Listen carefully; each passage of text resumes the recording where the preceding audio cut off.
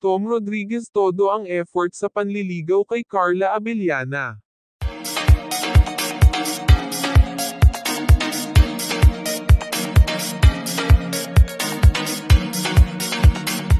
Bigay todo ang panliligaw ni Tom Rodriguez kay Carla Abellana matapos itong bigyan muli ng pagkakataon.